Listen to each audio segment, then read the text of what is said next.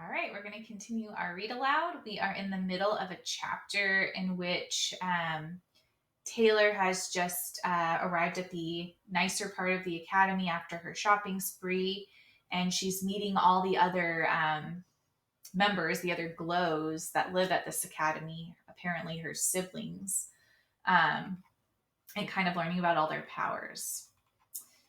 All right. And then now they're about to go to this concert. It seems like Hatch is really trying hard to win Taylor over to trust him. At Hatch's lead, everyone stood and followed him out of the room, Zeus and Nichelle leaving last. As they climbed into the car, Taylor said to Tara, "I can't believe we have front row seats to Colby Cress.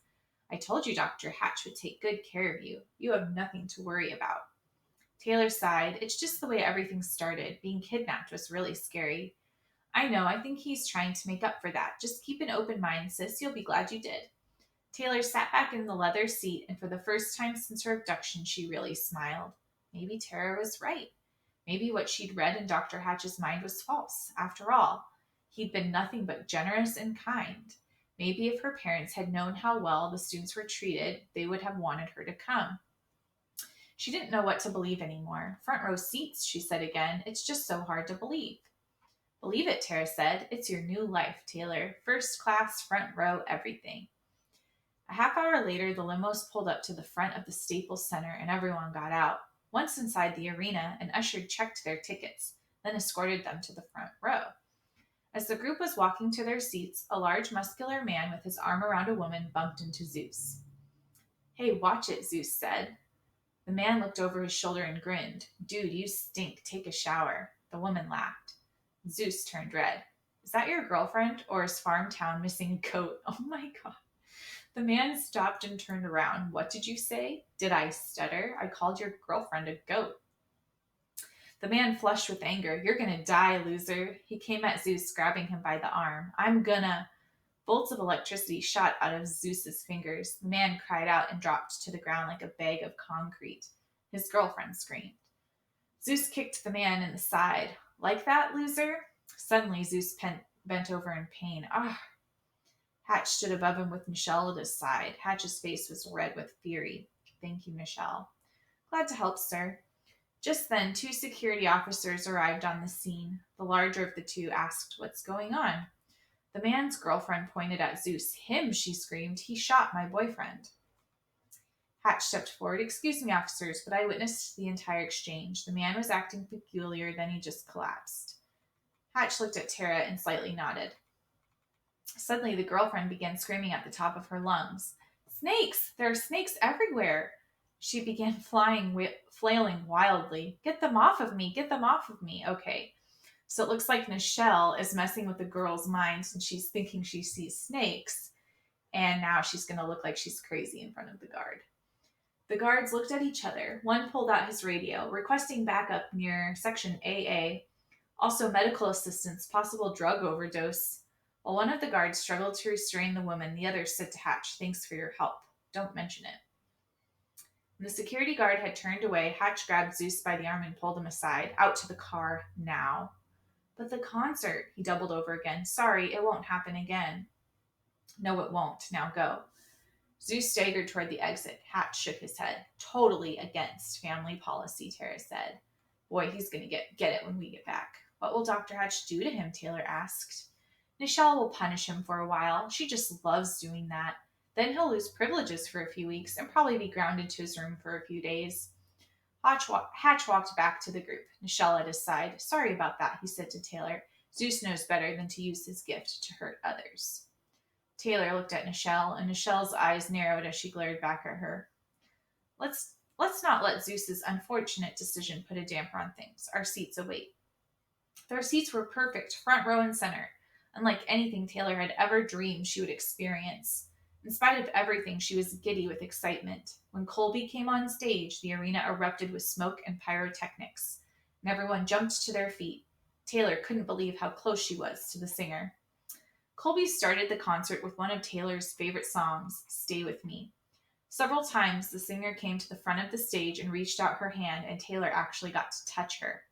After an hour and a half, the stage lights darkened for intermission. Nichelle, Hatch said, go get Taylor and me a couple of Cokes. Okay, she said, glaring at Taylor. After she left, Hatch leaned over to Taylor. She noticed he had put on his dark glasses. Are you having a good time? More than I can say, thank you, Dr. Hatch. You're welcome. We're just so pleased to have you with us. I'm pleased to be here. I don't know how to thank you. It's my pleasure, really. But now that you ask, could I ask a small favor of you? Of course. I like to see your gift in action. Sometime during Colby's next few songs, I want you to reboot her. When I tell you to. Taylor looked at him. I'm sorry, what? He smiled. Just for fun. No one will know. Taylor swallowed. I don't know. Hatch's expression turned serious. I'm asking you to do something for me, Taylor. Taylor swallowed again. She felt uncomfortable with the request, but after all that Hatch had done for her, she didn't dare disobey. It's not really that big of a deal, she told herself. After all, hadn't she done the same thing at the basketball game? Okay, she said hesitantly. Just tell me when. Hatch's expression lightened. I'll tap you on the sleeve. The applause was even louder when Colby came back on stage, but this time, instead of excitement, Taylor felt dread. She took a deep breath. What Hatch had asked her to do was wrong, but what choice did she have? Colby sang a few more songs and Hatch just watched quietly, smiling and even clapping. Every now and then he looked over at Taylor. Taylor began to hope that maybe he had forgotten or changed his mind. He didn't. Colby was in the middle of Taylor's favorite song, Love My Love, when Hatch tapped Taylor's arm. Taylor looked at the singer. Now, Hatch said firmly. Yes, sir. Taylor cocked her head. It was a fast song, and Colby's voice suddenly screeched, then stopped in the middle of the chorus, as if she'd forgotten what song she'd been singing. For a few seconds, she just looked around, unsure of where she was, while the band kept on playing. When she grabbed the microphone and started singing, started again with the first verse, at the end of the song there was a strange hesitancy in the arena, followed by the usual thunderous applause. I'm going to pause. So this is weird. I can't figure out what Hatch's plan is because it looks like he's trying to win Taylor over by buying her a bunch of things and taking her to see her favorite singer. But then making her do that to her favorite singer is going to make Taylor dislike him. So is he trying to win her over, or does he have a different motive? It kind of seems like if he wanted to win her over, he wouldn't ask her to do that to her favorite singer. Maybe he'd ask her to do that to someone she doesn't like Nichelle, for example. Wow, Colby Cross said into the microphone. Never had that happen before. I just kind of blacked out. Early onset Alzheimer's, huh? That's okay, Colby. We love you. A boy shouted from a few rows back. Colby laughed at herself and the crowd applauded again. Taylor looked over at Hatch. He was smiling and nodding approvingly. Well done, he said. Well done. Taylor sat quietly for the rest of the concert. Even when everyone stood for an encore, she felt sad. She had betrayed someone she admired. After the concert, they returned to the limos. Dr. Hatch switched cars, presumably to talk to Zeus, so Taylor, Tara, Brian, Kylie, and Nichelle sat in the back, Brian switching places with Dr. Hatch. Taylor desperately wanted to talk to Tara, but didn't want to talk in front of the others. So she was silent the whole way home. Even when Brian and Kylie got in a brief argument about who was a better singer, Colby Cross or Danica Ross, and they asked her for her opinion. They're both good, she finally said.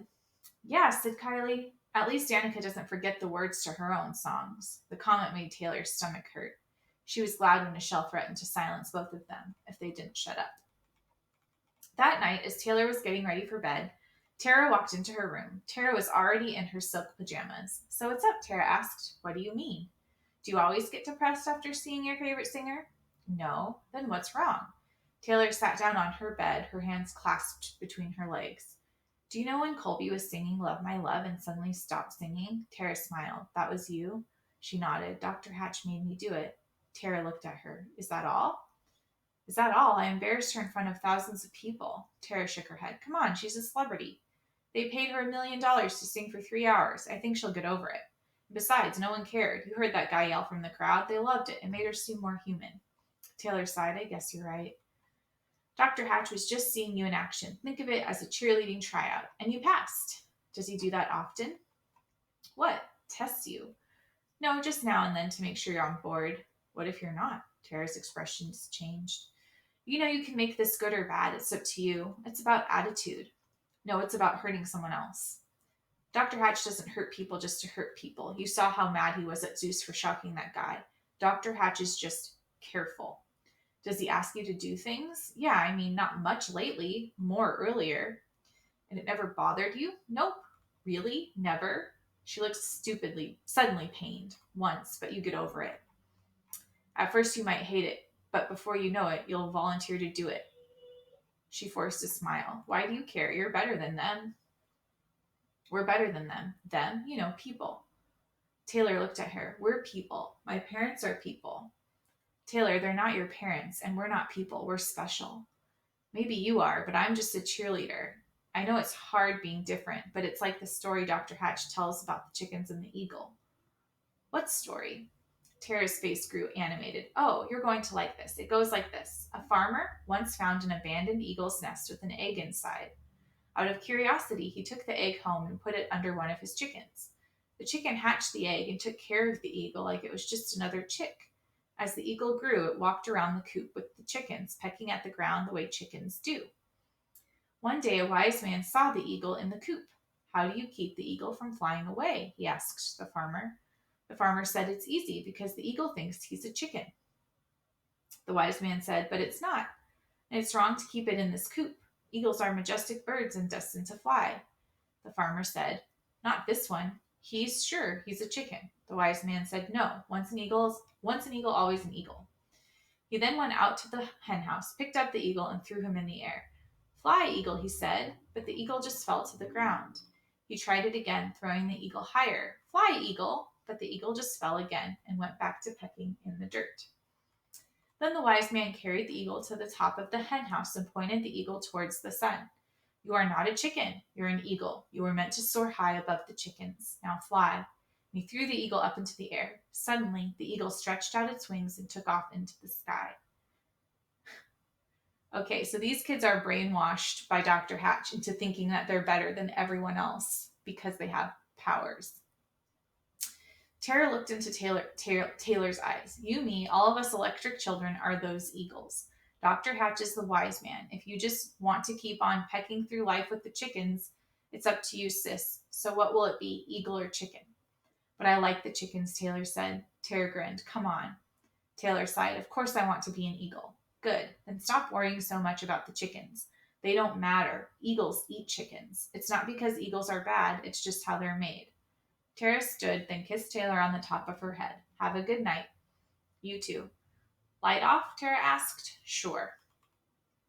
Tara switched off the light and closed the door. Taylor lay back looking at the ceiling. I miss the chicken coop, she said softly. She wanted to talk to someone who would understand. She wanted to see Michael. She wondered when she would see him again. The Road, chapter 31. All right, so we're going back to see what's going on with Michael. Austin sat in the back seat of the Camaro, pressed up against the side, reading a book. I could tell he was still mad that I hadn't told him about Wade. For the most part, Wade kept his distance, listening to his iPod and playing his DS. A couple of hours into the drive, Wade asked, What are you reading? A book, Austin said. Ever see one? Ever see a fist? Knock it off, Jack said. Porky, Wade said. Oink, oink. Stop it, Austin said. Never seen a hog read before. Are you going to eat the book when you're done? Shut up. Oink, oink. Hey, Wade, Jack said. Ever wonder what 1,000 volts would feel like on your tongue? His grin disappeared. No? Then keep your mouth shut. Wade sat back and put his earbuds back in. I looked in the rearview mirror. Austin looked pretty miserable. I felt bad for him. For his sake, I wished he hadn't come. I turned to Jack. Thanks. Sorry about that. A few minutes later, Jack asked, You an only child? Yeah, how about you? I've got 2 brothers and a sister. Are you the oldest? No, I'm the youngest. I'm the only one still at home. One of my brothers is in Iraq. He's a Marine. He said this with obvious pride. That's cool. Yeah, he's really cool. He even got a medal for bravery. How about your older brother? His smile fell. He's in prison. I wasn't sure how to respond. I didn't know anyone in prison. I wanted to ask what he'd done, but it didn't feel right. I didn't have to. He got really messed up on drugs. He and a guy were stealing snowmobiles to get money for drugs when the owner came out. The guy with him had a gun and he shot the man. My brother didn't even know that he had a gun. But the way the laws are, he's also guilty, so he'll be in prison a long time. Do you see him very much? Nah, he's in Colorado. I only see him once a year. His voice lifted. My sister's doing really well, though. She married a guy who owns a chain of tanning salons. They have a real nice home and 2 little kids. Do you see much of her? Nah, she doesn't have much to do with the family. She got married young to get away. That's because my folks used to fight a lot before my mother left. I now understood why Jack locked kids in lockers. I'd probably be doing the same if I came from a home like his. What about you? What happened to your dad? He had a heart attack. Was he old? No, my mom said he had a bad ticker. That's too bad. I looked back. Wade's eyes were closed and he was still wearing his earbuds. I wasn't sure if he was sleeping or just listening to music, but I figured that either way, he couldn't hear me. What's Wade's story? Not good. His parents were alcoholics. His old man used to beat the tar out of him until the state took him away. He lived with foster parents until they put him with his grandma, but she doesn't really want him. She's not shy about telling him either. You'd think an old lady would be nicer, but that prune could strip the bark from trees with her tongue. So he just hangs with me most of the time. I'm kind of like his only family. He's lucky to have you, I said. Jack looked at me with a peculiar expression. Thanks, dude. Then he looked back to the road. I swear his eyes were moistening. I turned away so I wouldn't embarrass him. Wow, all right. So the bully and the bullied are starting to form a bond. Interesting. All right, well, we'll stop there for today. Bye.